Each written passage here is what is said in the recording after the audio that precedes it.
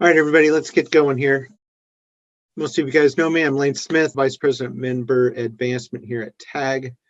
Today, we are talking about our actual sales process. To date, we've talked a lot of sales strategy, we've gone through DISC profiles, what it means to be a 20, objection handling, marketing. Today, we're going to talk about the actual process itself. First off, just to set the stage, what we're talking about here is you already have an appointment set. So whether you set the appointment or marketing set the appointment for you, you've got an appointment set. Now, what are we going to do? We're talking about a sales process. And there's a reason why we have a sales process, and it's because our gut, while it's important, every good salesperson needs to drive based on their gut instincts. But however, I can guarantee everybody listening today has left a meeting, felt like they had the deal closed, high-fiving their sales partner. Man, we did a great job with that. Can't wait to bring these guys on as a customer. And then 6 months later, you're still trying to close the deal, wondering what happened. Well, as our founder, Dale Stein will say, the only time you want to use a sales process is if you want the sale.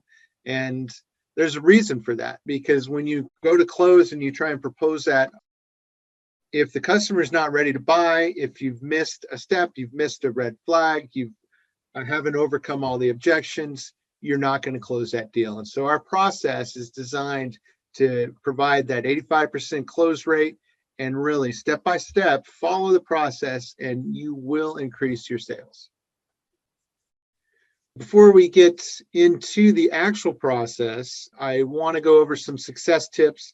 Now, these are not necessarily tips for the topic specific today, which is we're really talking about the first two phases of the sales cycle, but rather just IT sales as a whole. So let's take a look here. The first thing is here, leverage TAG. Currently, our membership, we represent $500 million in products and services across 150 markets throughout the US and Canada. This is a great value add. If you've got a customer that's got multiple locations, some out of state, you can partner with other TAG members and provide on-site services for them. The buying power that comes with $500 million worth of products and services is pretty powerful, so you can offer your customers better price points. And it really is a unique way to differentiate yourself from the competition. The next piece is you've got to have a clearly defined solution. Over the past week, I have presented this session a few times and, probably talked to over 100 or so people. And I guarantee if I ask all 100 of those people to privately text me and let me know what their definition of managed services is, I would get 100 different answers. When you're out there competing against somebody and that competitor is at $60 a seat and you're at $130 a seat, and customers saying, hey, this is crazy, you're over 2 times more than this competitive bid. You need to know what your offering is. You need to know all those line items, what exactly is included, so that you can translate that value to the customer and make sure that they understand that what you're providing is a whole lot more than what that competitor is providing for $60 a seat. Without having this in place, you're never going to be able to do that. If you're sitting there as a salesperson right now and you're thinking, sheesh, I don't think our company has a solution clearly defined, send them over to us. We'll work on it. We'll help you guys get going. If you're sitting there thinking, geez, I don't really know what our solution is, reach out to your sales manager, your executive team, and say, hey, I need some training on our actual program. And I like this saying here, success in business is all about people, people, people. Whatever industry the company is in, its people are its biggest competitive advantage. If you look at our industry, what do we do? We're technologists. We like to talk technology. So I see this in our industry all over the place, where we're out there, we're selling device management, desktop management, server monitoring management, Active Directory management, remediation, all this technical garbage. What we're not talking about are the people. And our customers, when they look at cost, $130 a seat, let's say, If they equate that $130 to a laptop, then it's quite difficult to justify that cost. But if you equate that $130 to helping one of their employees be a better employee, be more productive, be more creative, whatever that might be, if you're enabling that employee to do a better job, that's worth paying $130 for. When you're out there, obviously you're going to have to talk tech a little bit, but always bring it up to that human level. Always talk about the employees. That's the way you're going to win. That's the way you're going to show your value, and that's where you're going to command the best price points. All right, I think this one's a no-brainer. We're talking consultative selling here. Stop selling. In fact, these first couple meetings, you're not selling at all. You shouldn't be pitching your product at all. You're really just discovering what the customer needs. And really, the whole sales process is designed to understand what the customer needs, make sure you're 100% understand that, and then make your recommendations, which is my next tip. First, you want to do is you want to uncover the customer's pain points, uncover their challenges. And that first meeting, you're out there, you're going to talk with them. You're going to have a few of them that they've identified. Your job's going to be able to uncover more and more. You're going to do an assessment. From that, you're going to get a whole bunch of other pain points. And then at that point, you've got enough really to propose a solution. Now, the thing that you've got to be careful with is that you might be solving, your solution might be solving pain points that they don't really want to solve. You want to gain agreement on what the pain points are, that they actually want to fix them. And then you want to move on to the solution, gain agreement on how your solution solves that challenge that they're having. Once they agree to the solution, then you're going to move on to the pricing. And at that point, once you've gained agreement on all three of these, when you're going to go in and close the deal. Remember the platinum rule. If you haven't gone through all these series, then you might not have heard of the platinum rule. There's a reason why we teach DISC and we preach it, really, is there's 4 different personality types. So I'm a high D. There's lots of folks that are, so high D is very not detail oriented at all. It's a very quick to the point. I make quick decisions, keep rolling. High C is somebody that's very detail oriented. Well, as a salesperson, if I'm a high D and I'm following the golden rule, which is basically treat others the way you want to be treated, and I'm trying to close a deal with the high C, that person's just going to think I'm a jerk. I'm not giving them any of the details that they need to make their informed decision. I'm talking too high level, and I'm just never going to close that opportunity. Platinum rule is to treat others the way they want to be treated. Okay. And that means that when you're talking with that customer or that prospect, you want to change the conversation to match their personality type. And so again, that's why we take the DISC. It's really important. If you haven't done a DISC yet, take the DISC, understand who you are. In that assessment, it also talks to you about how you can talk with other personality types, and you're going to have a much, much better time closing opportunity. Talked about a sales process, and there's a few key components to a sales process. First off, I look at, we're going to have multiple phases, multiple steps, whatever you want to call that. First off, I want to understand why am I doing what I'm doing? And you're going to see this as we build out our training over the next few weeks. Second is, what do you need to get done in that particular phase? Do you need to perform an assessment? Do you need to meet with the customer? Do you need to meet with your sales engineering? Do you need to meet with the boss and make sure that it's the right type of opportunity? What are those tasks that you need to accomplish? What are your resources? Do you have the right marketing materials? Do you have the proposal templates? Do you have access to a sales engineer? What do you need at that particular phase? Very important to have your toolkit ready to go. and not be in a sales call or in the middle of a sales process and having to recreate the wheel. So let's think through this ahead of time, make sure you got everything ready in place. That way, when you get out there and start to sell, you're ready to roll. And the final piece I like to see is exit criteria. And for me, this is that gut check. This is what keeps you from going from, I met with the customer, I got all my information, they want a proposal quick, and I feel really great, so I'm just going to go ahead and give them a proposal. No, don't do that, right? If you haven't gone through the steps, you haven't done what you need to get done before you propose, you're not moving forward. And that's what the exit criteria is. Let's start to take a little bit more detail into what I'm just talking about here. So I kind of showed you the fundamentals of what I want to see in a sales process. Now let's look at the actual sales process itself. Here is our TAG sales process. First off, we're talking pre-sales today, and we're also going to be talking the first meeting. So you can see here, there's lots of tasks. We've got a goal in here. We've got all the tasks identified, and then we've got our exit criteria.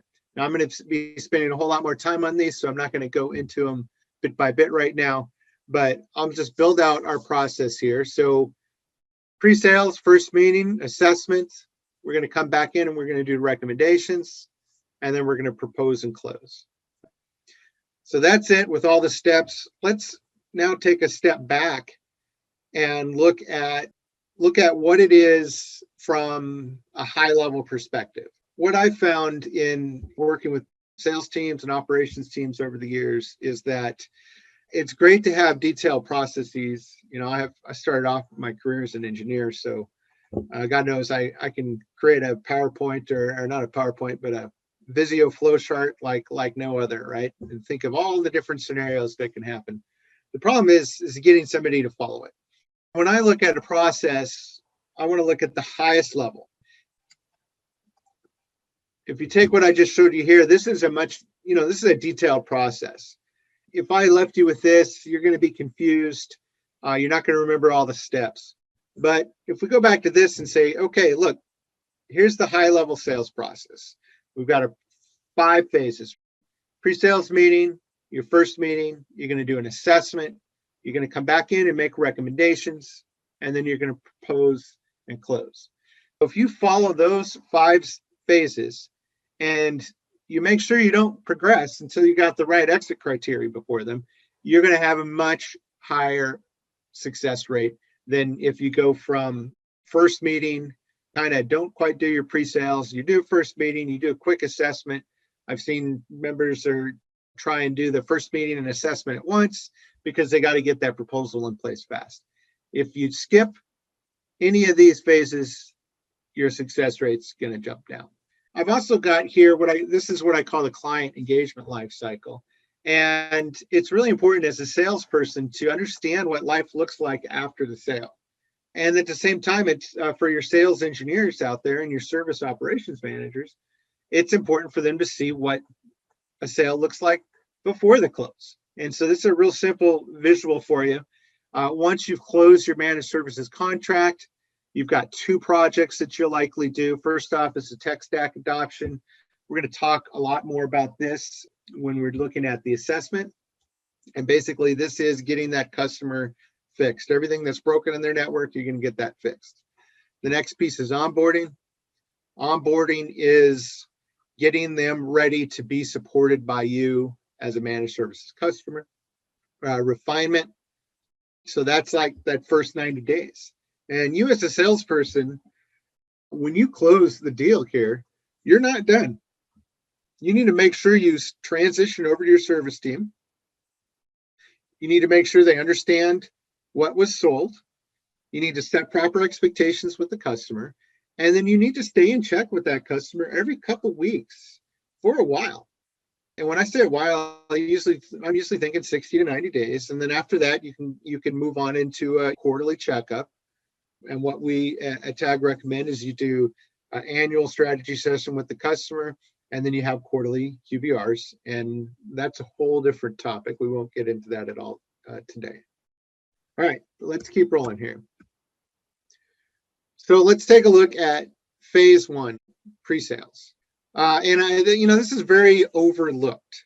I know personally for me as a salesperson, I can tell you many times over the past 20 some odd years that, I've pulled into the parking lot with, my sales partner, either a sales engineer or I was the sales engineer or whatever it might be.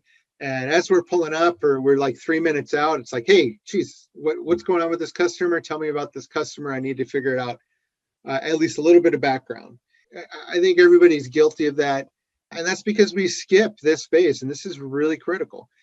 The more you are prepared and the more time, the more research you do before you go out in that first meeting, the much more successful that first meeting is going to be. What's our goal here? Position yourself for success in that first meeting and beyond. Let's look at the tasks that we're going to go through in this first phase. And I'm going to go into detail in these, just kind of list them here. We're going to send out a front end package. We're going to make sure the customer's right size, right location. We're going to do our website and LinkedIn research. We've got a meeting prep call. Talk about dark web scan. Now we also use dark web scan marketing when we're marketing to existing customers. That's not what we're talking about here. We're talking about having the dark web scan as a component of your toolkit for when you're out there in that first meeting. And I'll go into a little bit of detail on that later. We're also typically going to do a credit check to see if they're worthy of working with us, a pre-sales questionnaire, which is really just a cheat sheet to make sure you've done all the tasks on top there. Let's take a look at them. Sending out a front-end package. Okay, and what I'm talking about here is not an email. It's an actual physical package, physical document. So this is actually Central Technology Solutions. It's their packet. They've got 5 or 6 pages here, and it's an overview of their product. The one we've got here on the screen is for Kelly Office Solutions. If you guys don't have one of these, Janet is making these for our members. Let me know. We're happy to help out. But let's step back and think, why do I want to send this front end package out? You're thinking, nobody does that. Nobody prints anything out. Everybody emails things anymore. And you're right. That's reason number one that you want to send out a front end package. You want to differentiate from the competition. Nobody else is doing it. If you're doing this, it's doing one thing for that customer. It's showing them, hey, I didn't get this from any of their competitors. And they're actually taking the time out of their day. Might want to put a nice cover letter in here, taking the time out of their day and go above and beyond what the competition is doing. The next thing is, I talked about the platinum rule just a moment ago, is this is a great tool to give you a little bit of hint on who it is that you're talking to. What is that personality type of that prospect that's going to be sitting across the table from you? And the sooner you can figure that out, the sooner you can adjust the way you're talking to them, the way you're selling to them, and your overall sales approach. Think about if you sent this out to me, what would I do? I would say, okay, you go out there that first meeting. Hey, Lane, how are you doing? Hope you're well. I sent out that front end package, wanted to make sure you saw that, see if you had any questions. And I'd be like, yep, I saw it. Looked pretty, but I didn't really pay much attention to it. I just don't have the time. Well, that tells you something about me. I'm probably, like I said, a high D personality type, probably not very detail oriented, probably more results oriented. Want to adjust that conversation. Now, alternatively, if you send it to, say, Penny, and I like to pick on Penny, she's very, very, very detail oriented. If I sent this to Penny, she'd say, yeah, actually, I have it. And I have a few questions for you already because I've read through everything. And I'd like to talk about some of the offerings you listed there. Now you know that you're talking to somebody that's very detail oriented, and you're going to have to adjust that conversation to be more focused on the details. Again, just a couple great reasons to do it. Differentiate yourself, and then also helping you understand who you're talking to. The sooner you can figure that out, the better. Right size, right location. Now, obviously, if you already have an appointment set with them, you've gone through they should be part of your target customer base. They should be the right size already. The reason why I have that here is just a gut check. you're getting ready to drive out there, and if you realize that there are 5 employees and they're 3 hours away, maybe it's not worth heading out there. Maybe they're not a good fit anymore. But if there are 50 employees and they're 3 hours away, well, maybe that's a great opportunity to figure out. But just part of that pre-sales, I think it's important to just take a little bit of a look and take a gut check and make sure they really are the type of customer you want. Website research. Everybody does this. It's pretty easy. I would expect that the prospect has done their research on you. But what are you looking for when you're doing your research? You're looking for, 1, how do they make money? 2, what are their competitors? If you figure out some of their competitors, can you take a look at their competitors' websites or maybe press releases from the competitors and see, are their competitors doing anything innovative, leveraging technology that they're not, that you can bring to that conversation? Organizations, trade publications, industry organizations, charities, what type of interest does the ownership team and the leadership team of this company have? Do you have any common interest that you can tie to them? I was talking with a member the other day. He's fostering child, very, very big into that. It's actually part of their company that they talk about. They're raising money for foster care. Well, that's a common interest, right? I fostered my youngest child, my youngest daughter, before I adopted her. And so now I've got something in common. I can talk with that prospect. Hey, I see you guys are into supporting, foster children. I'd love to hear how you got into that, right? You're just trying to make those connections with that prospect and trying to create that relationship. LinkedIn research, really the same thing here. What you want to do with LinkedIn, again, look for those commonalities, but also look and see if you have any connections in place with them. First degree, second degree, third degree that you can reach out to and say, hey, do you know Jerry? I'm meeting with him next week. Any insights you can give me? So that's a very valuable component of LinkedIn.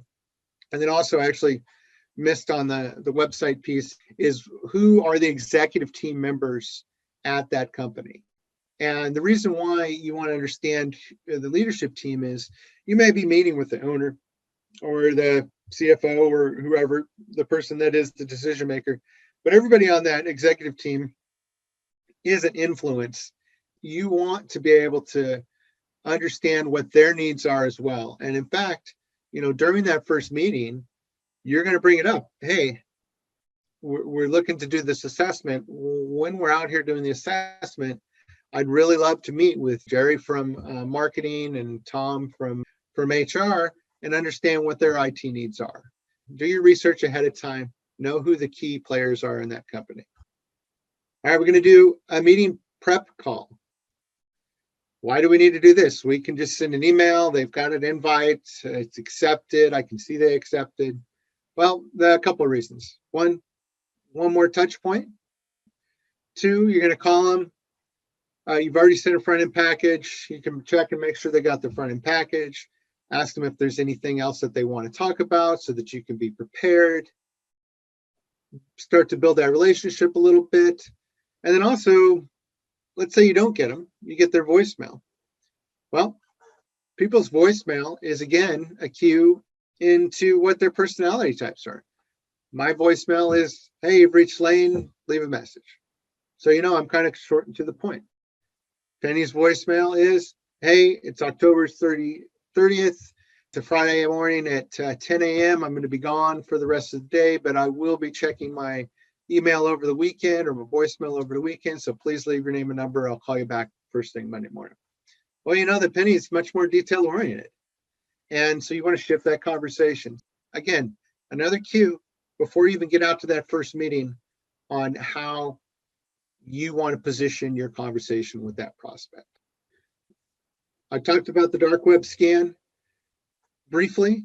What we're saying here is run a dark web scan, have that with you. Hopefully, if you're, I don't want to say hopefully they've been hacked, but that actually doesn't mean that a dark web scan doesn't actually mean they've been hacked. But if you run the scan and you're able to see some of their passwords, especially if it's from one of the decision makers or one of the influencers in the organization, this is a great tool to have in your back pocket. Now, when are we going to use this tool? The answer is you might use it, you might not. When you're at that first meeting, and we're going to talk about that here shortly, that first meeting, the whole goal of that first meeting is to get the assessment. And if you're about ready to walk out of that meeting and you don't have an assessment schedule, well, now that's the time maybe to pull up that dark web scan and say, Jerry, I understand I haven't been able to convince you that use some services like ours, that you do have some challenges. How do you feel about the fact that I know your password to your account? What do you think about that? And it's a conversation. It might piss them off, might scare them. Either way, you can't lose because you're about to walk out empty-handed anyway. So that's how we use the dark web scan at this point. Credit check. I would say, we've always done this with voice. It's not a bad idea to do it with your any potential customer. D&B report, see where they're at, see if they've got a decent credit standing.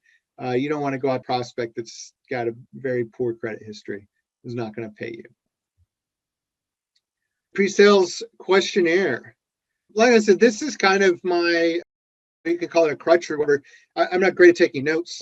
So this gives me some structure. And if you look at this has got all the stuff we talked about. How'd you get the meeting, a little bit of background, who are you meeting with, who are the executive team members? You figured that out through LinkedIn and the website. You've done some additional website research, some additional LinkedIn research. All right. You had your prep call. Hopefully you got a little more insight from them. Dark web scan results. Maybe you put the top 3 passwords listed there so you know that, hey, they had some major hits. We'll talk about sales engineer availability later on. And then actually this is for a short little blurb for pain points that you would take some notes at when you're at that first meeting. The idea here, do all your research, fill out this form. When you go out to that meeting, you're ready to go. You've got all the notes in your hand. So let's take a look at what the exit criteria is, which is basically I just showed you.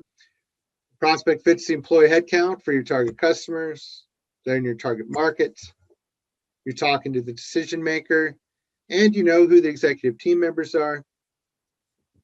You've done the website and LinkedIn research, and you got a handful of topics that you could potentially bring up if you need to keep the conversation going with that first meeting. You've got your dark web scan done. You've done your prep call, and you've got your credit check done. At this point, you got your questionnaire in hand. You're ready to head out there, and we are going to head to that first meeting. What is the goal of the first meeting? Well, as I've already said it, pretty darn simple. Permission to perform a network assessment, which is basically your number one goal of that first meeting is to get the second meeting. How are we going to do that? Well, we're going to, again, here's the steps that I'm going to go into a lot more detail on there. Listen, ask, don't sell. Visualization. We're going to talk about personality types, and everybody learns differently as well. And so we're going to talk about several tools that you have at your disposal that are part of the sales process that are going to help that customer to visualize what it's like to be your customer. We're going to collect the bills for voice and connectivity if it is a voice opportunity, and we're going to schedule that assessment. So I thought this was a pretty powerful quote. I never learn anything talking. I only learn things when I ask questions. This is kind of, I got a kind of a funny story here. Is I mentioned I started my career off as an engineer. I was doing like enterprise consulting, very large, 3,000, 4,000, 5,000 seat customers. I wanted to make some more money. Decided to start doing some sales engineering because I could get some commission on that. Ended up teaming up with one of the sales guys there that we were going out. He was doing all the talking.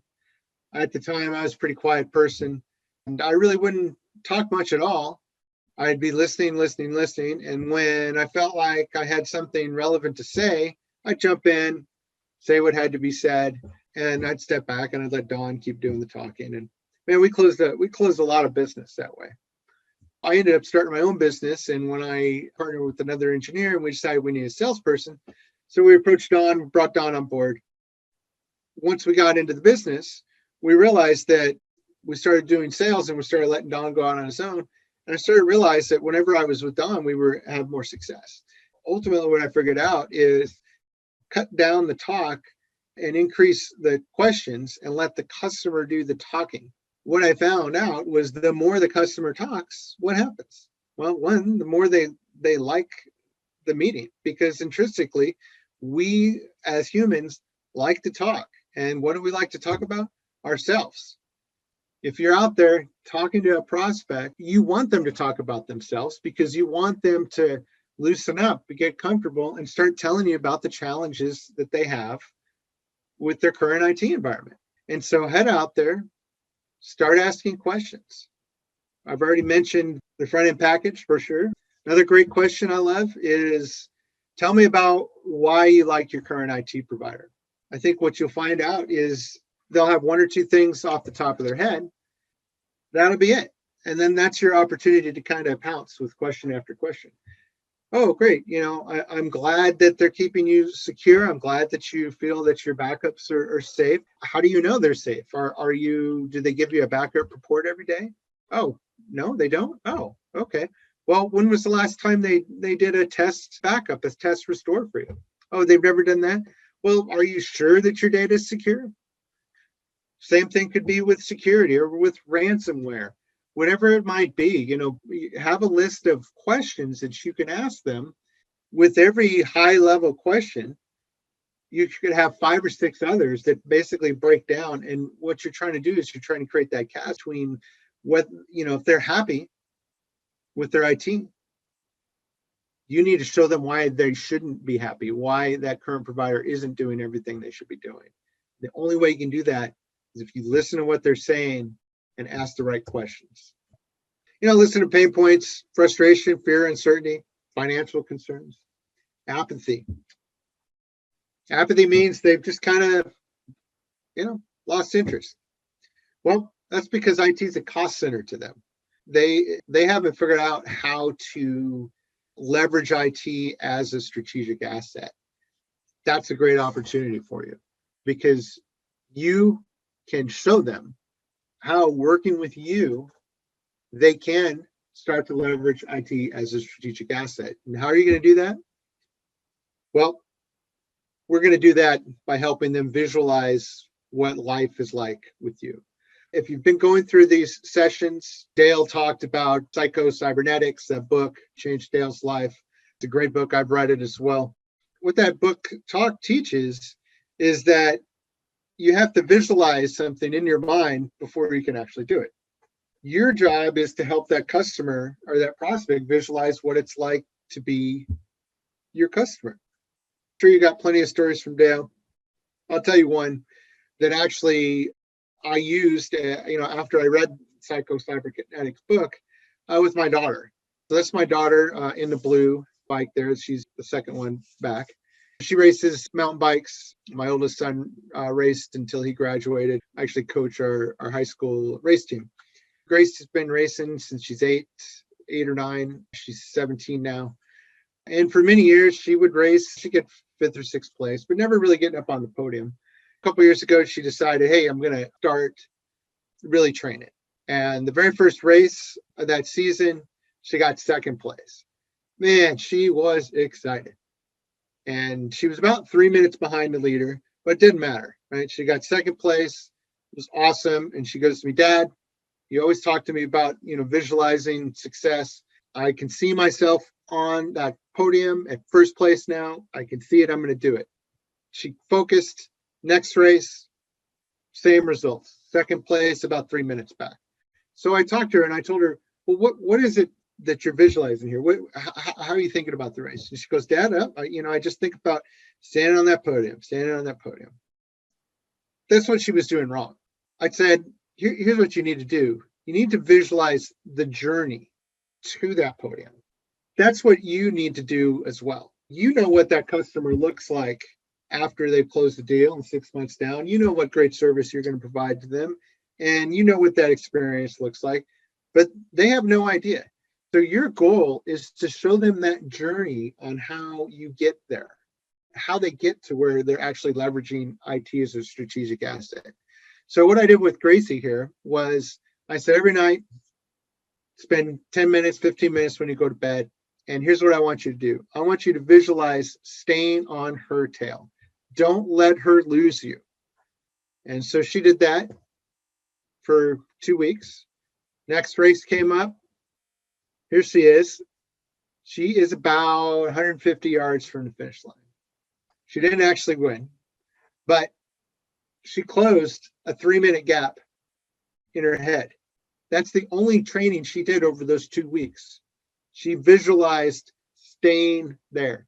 That's the power of visualization. So let that sink in, how important that is. You've got to visualize, you've got to show that customer what it's like to go down the path with you.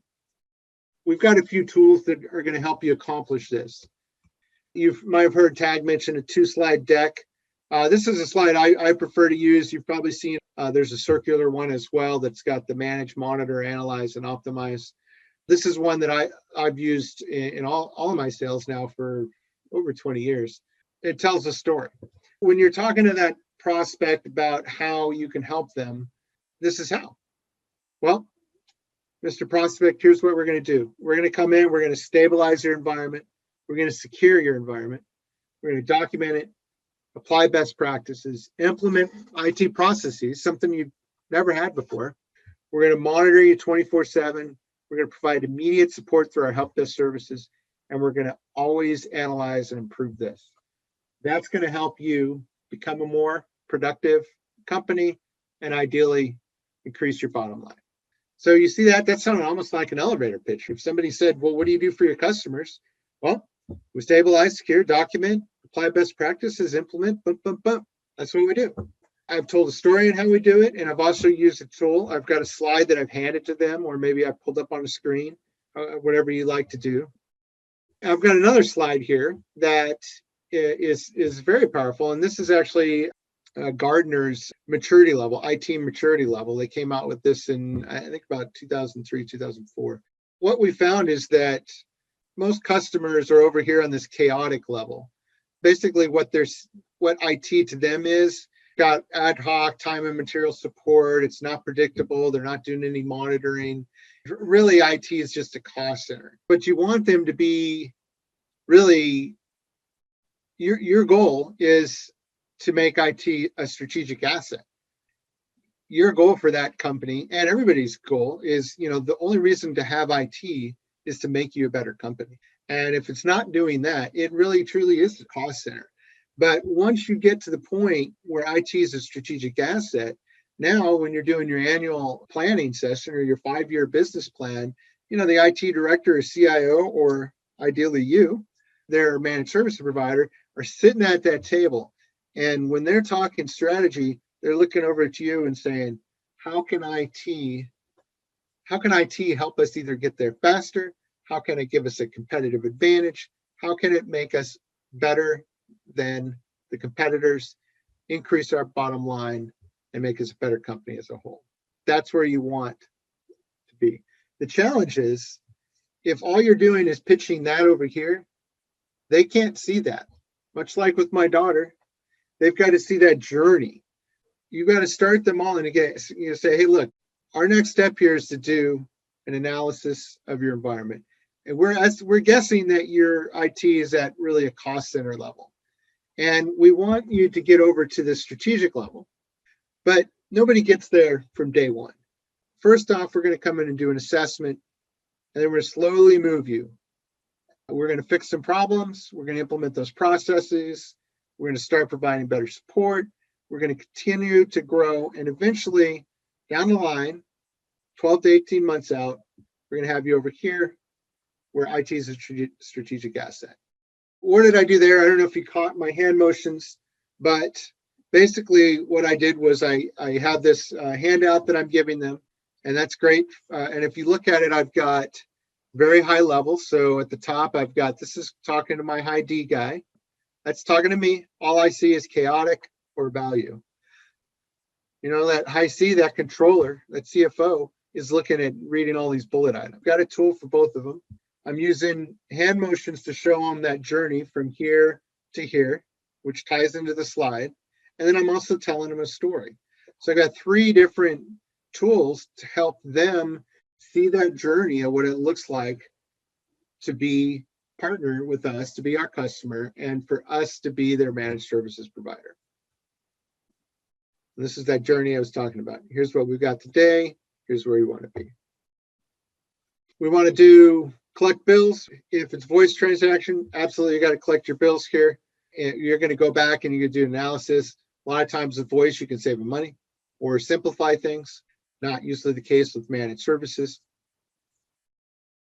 Before I click on here, there's one more thing I just remembered was earlier on in the meeting, I mentioned when we were doing our pre-sales, I mentioned getting the executive team listed and identifying who they are. When you ask to the customer to get the assessment, and when they say yes, what are you going to do? You're going to make sure to get it scheduled before you leave. If you saw on that pre-sales questionnaire, we talked about the sales engineers. Before you go out on the meeting, check with your ops manager, say, hey, I need 3 times over the next 2 weeks that I can pull a sales engineer for an assessment. And so when you go out there with that customer, that prospect, and you say, all right, great, we're excited. I'm happy that you're willing to, let us come in and do an assessment. Let's go ahead and get that scheduled. Do that before the meeting or before you leave. I guarantee they've got their phone on them, and their phone's got their calendar. So there's no reason to leave that meeting without that assessment scheduled. And I guarantee that I know I personally have been to that first meeting, said, hey, let's get it scheduled. And you spend 3 weeks trying to get it scheduled after that. Cut all that out, get it scheduled ahead of time. When you do that, let them know, hey, I'd really like to meet. I'm going to bring John out here with me, but I personally would like to meet a handful of your executive team members because I want to understand how they're leveraging IT and some of the challenges they're having. Kind of set that stage that when you go out to do that actual assessment, you're coming along too. And we'll talk about that in our next meeting. But you're going to talk to them some more. And you also want to talk to the marketing, HR, finance, whatever. Whoever on their team is of value to them, you want to be talking to. All right, so let's look at our exit criteria. Hadn't touched on this too much, but you should be meeting with that decision maker. It doesn't happen all the time, right? Sometimes that first meeting, they're not the decision maker. That the next meeting, the assessment meeting, if you're not meeting with that decision maker the first time, you need to set that expectation that, hey, when we come out for an assessment, I need to meet with the decision maker, whoever that might be. That's number one. Next thing, you've uncovered a few challenges. So you've asked a lot of questions. You've got sort of a list that you're building of issues that they've got. You're not solving their problems yet. You're just building that list of problems that they've got. You collected the voice bills from them. And like I said, very important, you've got that next assessment schedule. On that note, thanks for taking the time. Please feel free to reach out to me anytime at all. Lane@tagnational.com. And I've actually, if you've ever got an email from me, you've got my link to my calendar. You can actually schedule time on a call right away, or just give me a call anytime. So thanks very much.